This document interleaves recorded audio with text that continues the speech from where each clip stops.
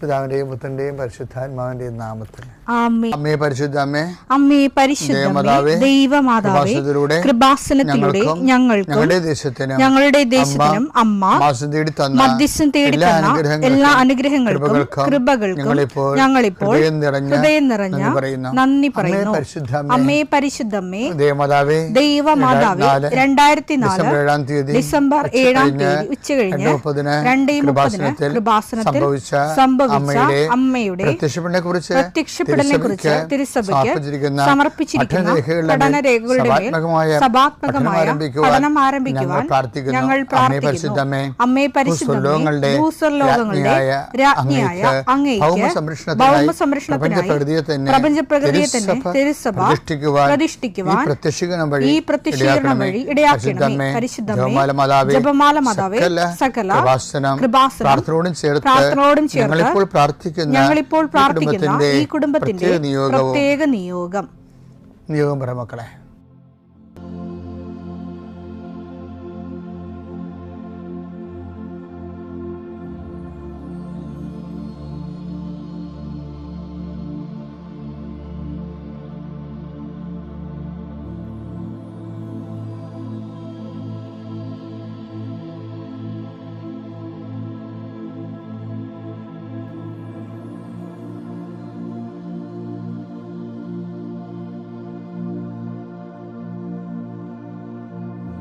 അമ്മയുടെ പ്രത്യക്ഷീകരണത്തിന്റെ ഈ അനുഗ്രഹവേളയിൽ ഞങ്ങൾക്ക് സാധിച്ചു തരുവാൻ കനിയണമേ.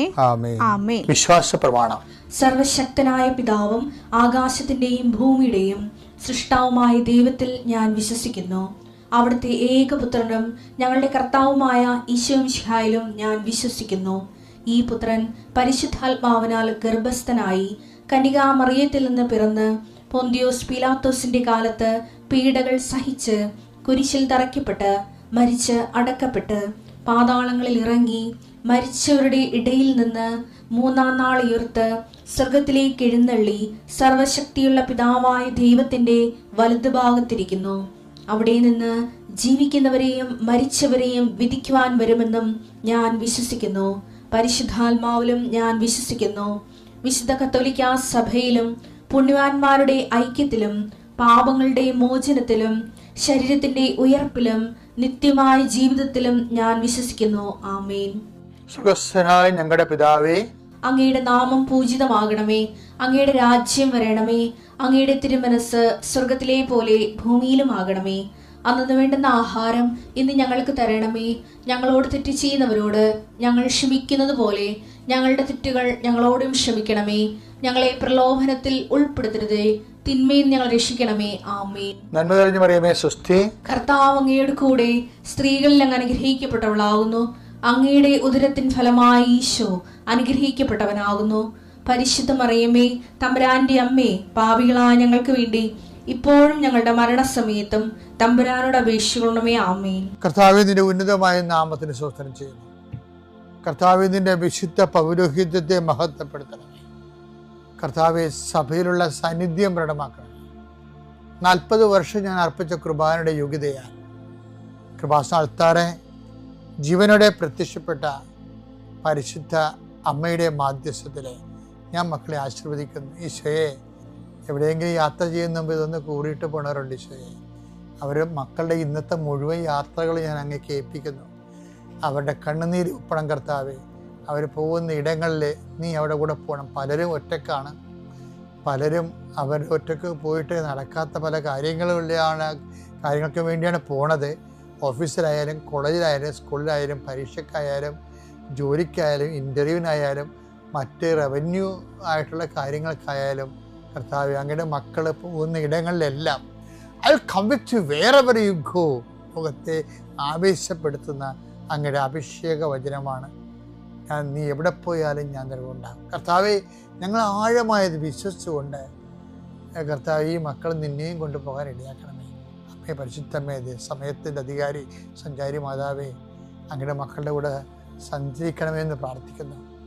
പിതാവും പുത്രനും പരിശുദ്ധാത്മാവായ സർവ്വേശ്വര എന്നേക്കും ആമേൻ. നമ്മൾ ഇന്നലെ ചെല്ലാനം പള്ളി ധ്യാനിപ്പിക്കാൻ പോയ കാര്യം പറഞ്ഞില്ലേ? ആ ചെല്ലാൻ പള്ളി 2ാമത്തെ ദിവസത്തെ എന്ന് പറയുമ്പോൾ ഞാൻ ഓർക്കുന്നുണ്ട്, ഈ കരയും കടലും കായലും കാണാതെ മൊത്തം വെള്ളപ്പൊക്കത്തിൽ കിടക്കുകയാണ്. നല്ല തണുത്ത കാറ്റും നല്ല ശക്തമായ കാറ്റും മഴയൊക്കെ. അതുകൊണ്ടാണ് പള്ളിയിൽ ആൾ കുറയണത്. ആൾ വളരെ കുറഞ്ഞ, ആ ചെറിയ പള്ളിയാണെങ്കിൽ പോലും അതിൻ്റെ നിൽക്കാനുള്ള 10, 15, 20 ആളാണ് ഉണ്ടായത്. അപ്പോൾ ഞാൻ ഈ ആലപ്പുഴ നാടൻ വരെ ചെല്ലണമായി ശരിക്കും പറഞ്ഞാൽ. 20 ആളിന് വേണ്ടി ഇവിടുന്ന് ആലപ്പുഴ വരെ പോകും. അപ്പോൾ ഇത് ആലപ്പുഴയിൽ നിന്ന് ചെല്ലാനം വരെ പോകും. കൊച്ചി ജില്ലയിലാണ്. അപ്പോൾ എന്താ പക്ഷേ എറണാകുളം ജില്ലയിലെ. അപ്പോൾ ഇങ്ങനെയുള്ള സാഹചര്യങ്ങളിലൂടെ ദൈവം നമ്മളെ കൊണ്ടുപോകണതാണ് ശരിക്കും പറഞ്ഞത്. അന്ന് അവിടെ ഒരു സംഭവം നടന്നു. 3-ാം ദിവസം ഞാൻ ചെല്ലുമ്പോൾ ഞങ്ങൾ ചെല്ലണത് തന്നെ ഈ ഓർഗൺ ഉണ്ടല്ലോ, ഈ വലിയ ഓർഗൺ നമുക്ക് അവിടെ പിടിച്ചുകൊണ്ട് പോകണം. അവിടെ ഓർഗണൊന്നുമില്ല. ഓർഗൺ ഞങ്ങൾ വണ്ടിയെ വന്നിട്ട് വണ്ടി നിർത്തിയിട്ട് അവിടെ നിന്ന് ഓർഗൻ്റെ ഒരു തള മുമ്പിലും ഒരു തള പുറകിലുമായിട്ട് വട്ടം പിടിക്കാൻ പറ്റത്തില്ല, നീളം പിടിച്ചുകൊണ്ട് 1 കിലോമീറ്റർ പോകണം. ഇത്രയും കഷ്ടപ്പെട്ട് ആ പള്ളി ചെല്ലുമ്പോഴല്ല നമ്മൾ കാണുന്നത് ആ പള്ളിക്ക് ചുറ്റുകൊണ്ടായിരുന്ന പന്തലൊക്കെ ബോർത്തൊക്കെ ഒഴുകി നടക്കി കാറ്റെടുത്തിട്ട് കായലിൻ്റെ കാറ്റെന്ന് പറയണത് പാടശേഖരം, കായലല്ല പാടശേഖരമാണ്. അവിടെ വെള്ളം ഇങ്ങനെ രാജ്യം മുഴുവനും വെള്ളം നിൽക്കുക.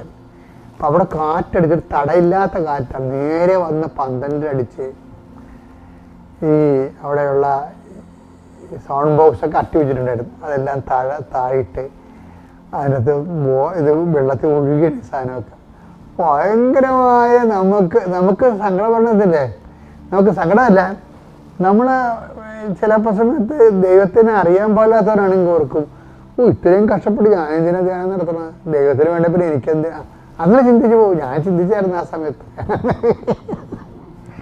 കർത്താവിന് വേണ്ടത് എങ്കിലും ഇപ്പം നമുക്ക് എന്തിനാണ് നല്ല രീതി, കാര്യം കഷ്ടപ്പെട്ടാണ് നമ്മളവിടെ വരണത്. ഇടവക്കാരും ഇല്ല, ഇടവക 14,000 10,200 വീട്ടുകാരുള്ളതാണ്. അപ്പോൾ 15 പേരാണ് ഈ ധ്യാനത്തിൽ വന്നിരിക്കുന്നത്.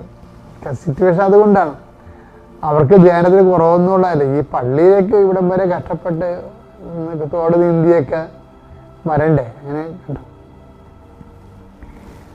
5-ാം ദിവസമായപ്പോഴേ മൂന്നാം ദിവസമായപ്പോൾ കറണ്ടും പോയി.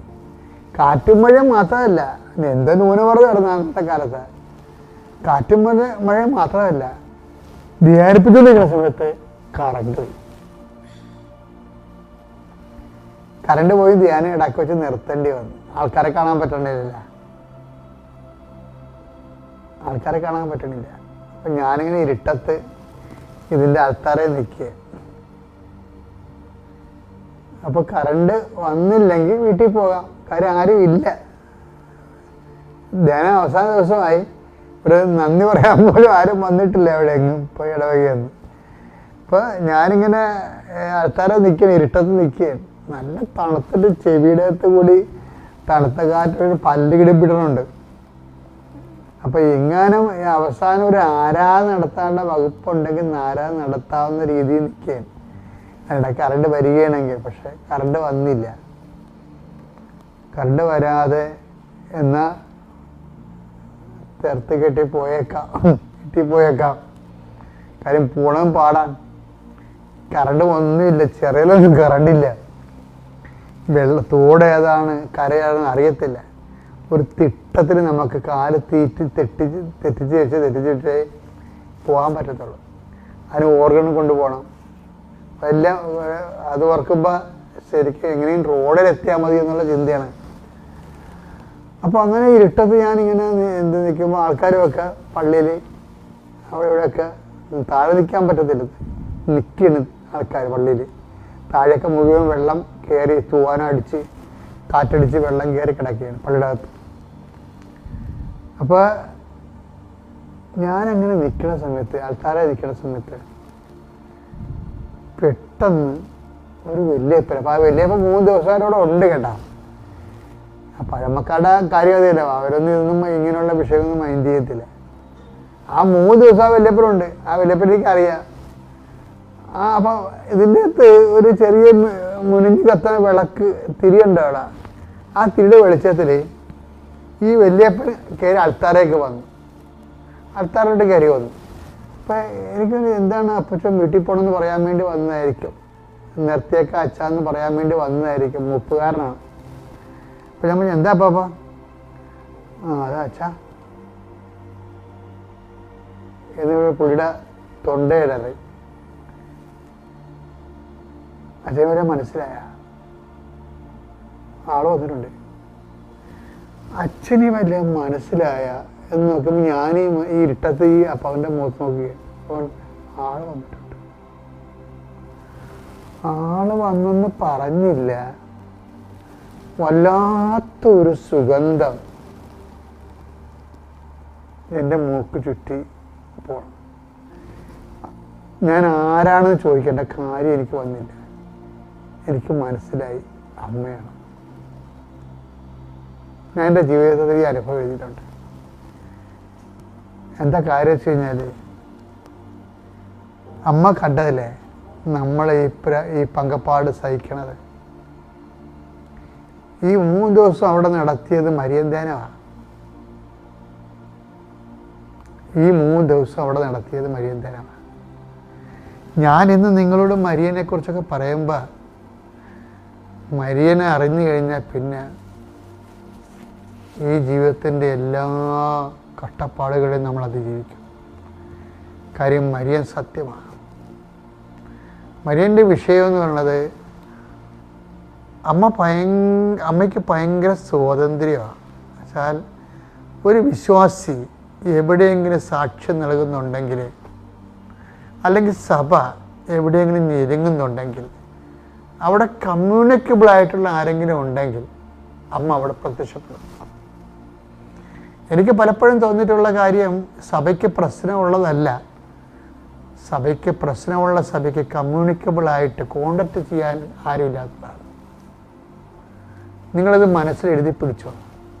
എന്താണ് സഭയുടെ പ്രശ്നം എന്ന് പറയുന്നത്? സഭയുടെ പ്രശ്നം എന്ന് പറയുന്നതും കുടുംബത്തിൻ്റെ പ്രശ്നം എന്ന് പറയുന്നതും പ്രശ്നങ്ങൾ ഇല്ലാത്തതല്ല, പ്രശ്നങ്ങളുള്ളതല്ല. സഭയുടെ പ്രശ്നം എന്ന് പറയുന്നതും കുടുംബത്തിൻ്റെ നിൻ്റെ സ്വകാര്യ പ്രശ്നം എന്ന് പറയുന്നതും പ്രശ്നങ്ങളുള്ളതല്ല.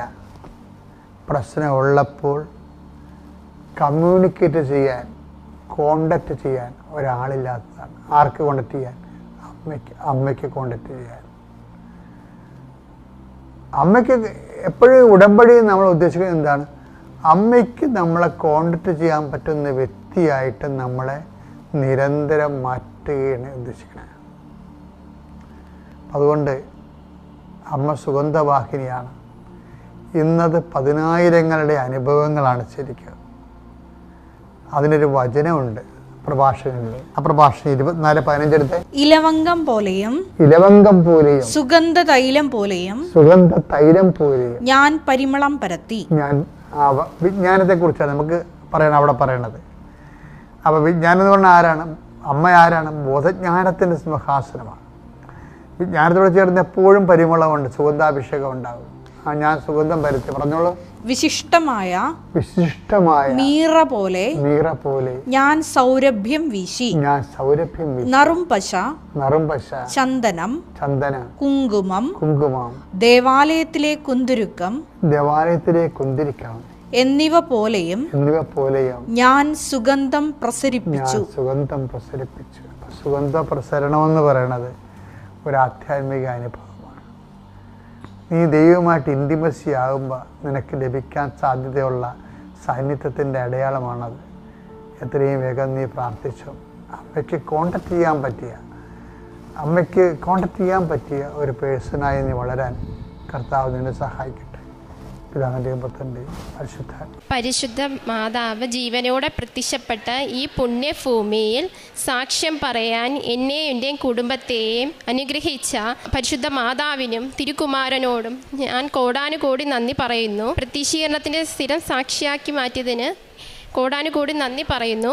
എൻ്റെ പേര് ലക്ഷ്മി. ഞാൻ കൊല്ലത്തു നിന്ന് വരുന്നു. കൂടെ വന്നിരിക്കുന്ന എൻ്റെ ചേച്ചിമാരും മൂത്ത ചേച്ചിയുടെ ഹസ്ബൻഡും ഇളയ ചേച്ചിയുടെ കുഞ്ഞുങ്ങളുമാണ്. പിന്നെ അമ്മയുണ്ട്. ഞാൻ ഉടമ്പടി എടുത്തത് 31/10/2022 ഞാനൊരു അക്രൈസ്തവയാണ്. കൃപാസനത്തെ പറ്റി ഞാൻ ആദ്യമായി അറിഞ്ഞത് യൂട്യൂബ് വഴിയും ഉടമ്പടി പത്രം വഴിയുമാണ് ഈ പുണ്യഭൂമിയിൽ എത്തിയത്.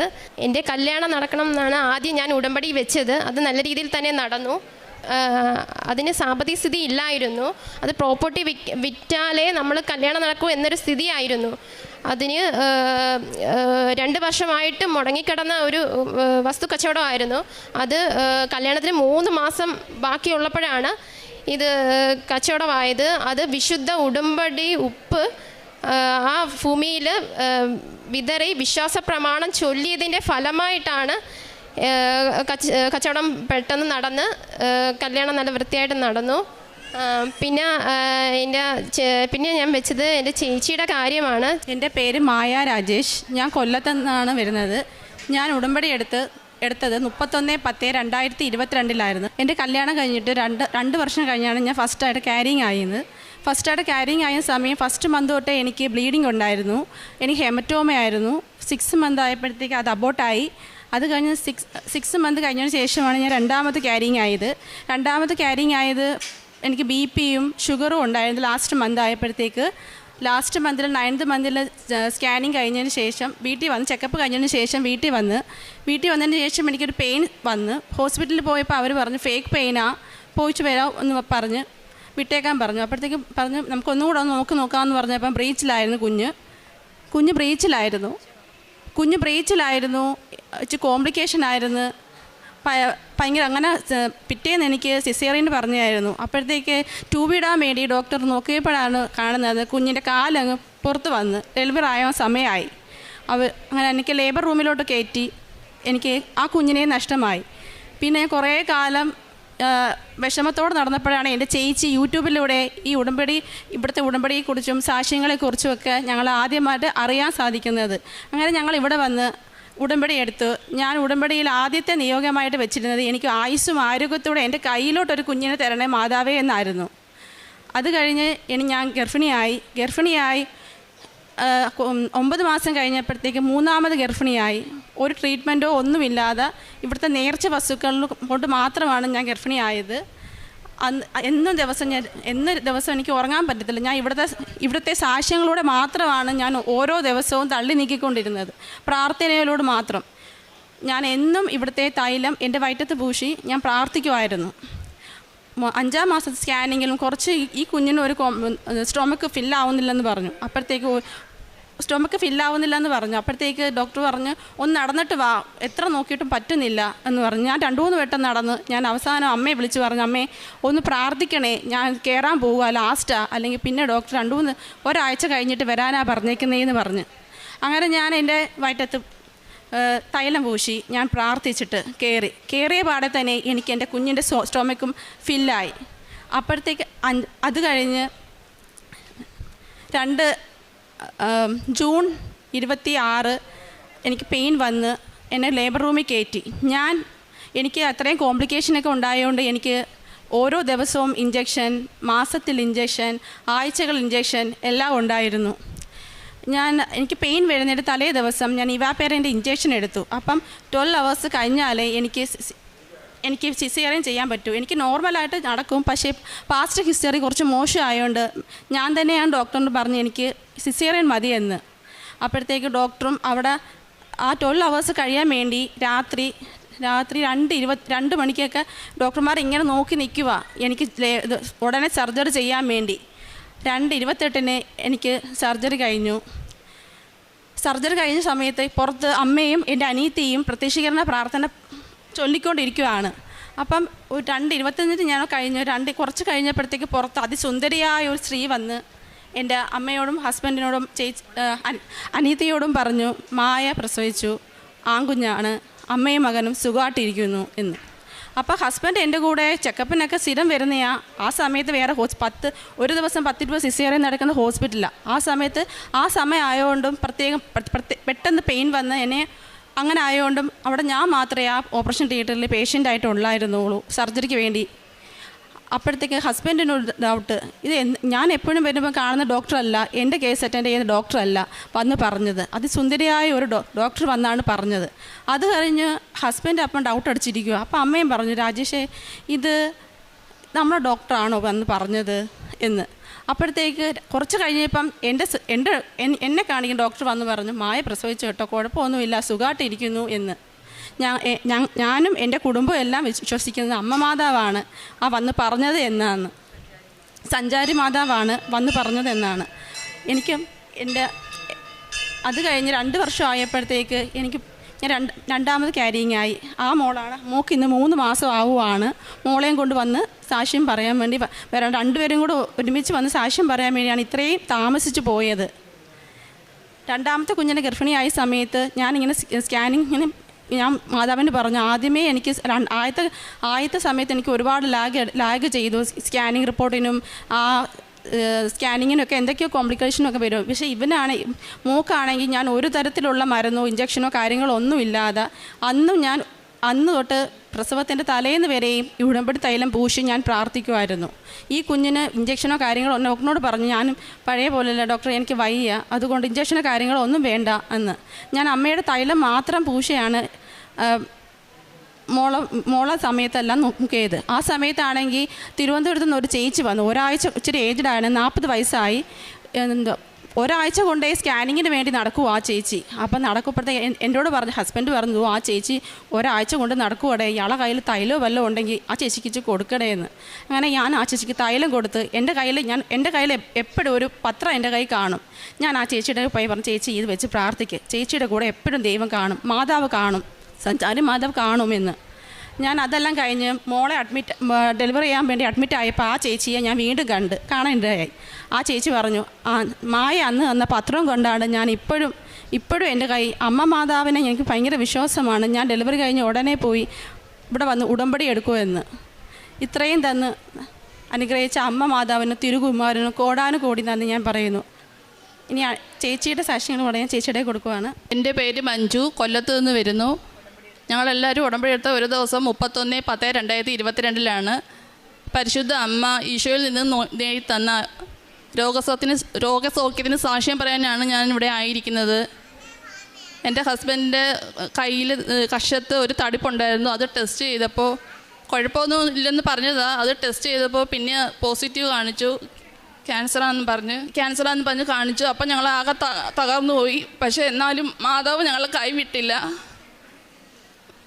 ഈ ഉടമ്പടി വസ്തുക്കളും നേർച്ച വസ്തുക്കളും തൈലവും ഉപ്പും തേനും എല്ലാം ഞാൻ ഡെയിലി കൊടുക്കുകയും ദേഹത്ത് നെറ്റിയിൽ പൂശി പ്രാർത്ഥിക്കുകയും എല്ലാം ചെയ്യുമായിരുന്നു. അങ്ങനെ പ്രാർത്ഥനയിലായിരുന്നു.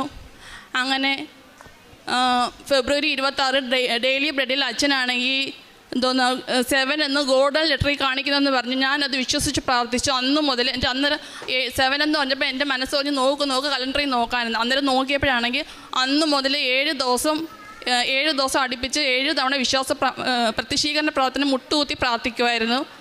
പിന്നെ അന്ന് 7ാമത്തെ ദിവസം തികയുന്നതെന്ന് വെച്ചാൽ മാർച്ച് 4 പെറ്റ് സ്കാനാണ്. അന്നേരം അതിനു മുമ്പ് അച്ഛനെ കൊണ്ട് കൈവെപ്പ് ശുശ്രൂഷയൊക്കെ നടത്തിയായിരുന്നു.